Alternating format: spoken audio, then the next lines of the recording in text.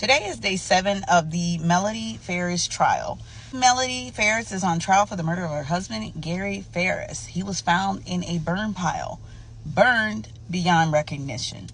So, I know we are on day 7. I probably missed a few days, but let me catch you up here. It's still a mystery to me if Melody Farris is the number one suspect. I hear a lot of it could be her children, her sons in particular, or did she have help from a neighbor who she talked to every single day, or a lover, Rusty? I don't know at this point. I'm still trying to find and put these pieces together. So if you guys are watching as well, let me know what your thoughts are. They had 3 of her children, her 2 sons, and then one of her daughters, Emily, come and testify. The other daughter has not testified yet, Amanda. So they all have said what type of person she was. It sounded like she was kind of a mean person, very particular, selfish, loved to shop, loved to just have things her way. And I get it. Some people are like that. But they also said her demeanor at the time of his death was like, give me, give me, give me. She wanted them to pay her bills, and they were not having it. So they tried to get power of attorney over his estate. And I believe the son, Chris, did get that power of attorney temporarily. They waited months also for his death certificate. And we know in order to claim any life insurance funds, you need the death certificate. And so I still don't know if they've even claimed anything because it's a murder case now.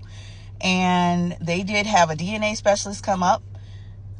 They had a specialist come up that showed where there was blood spatter in the kitchen. And I think there was some down the stairs too, leading to the area of the home where Gary stayed.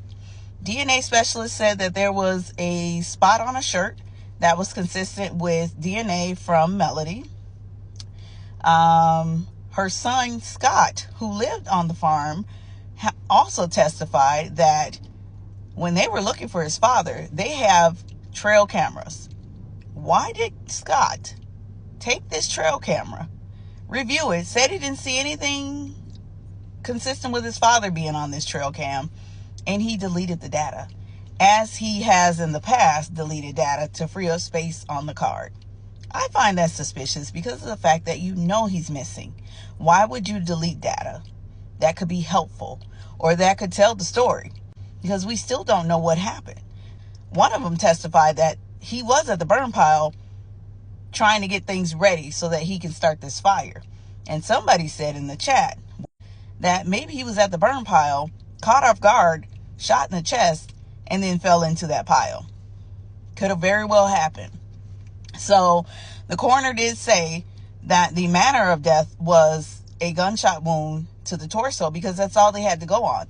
They literally had fragments of bone and some muscle that they had to put together and figure out what caused his death. Had it not been for that bullet in his chest, I don't know what they would have decided. I don't know what the final manner of death would have been, but it was a homicide. Definitely we know it was a homicide. They have also had Gary's secretary of almost 28 years come and testify.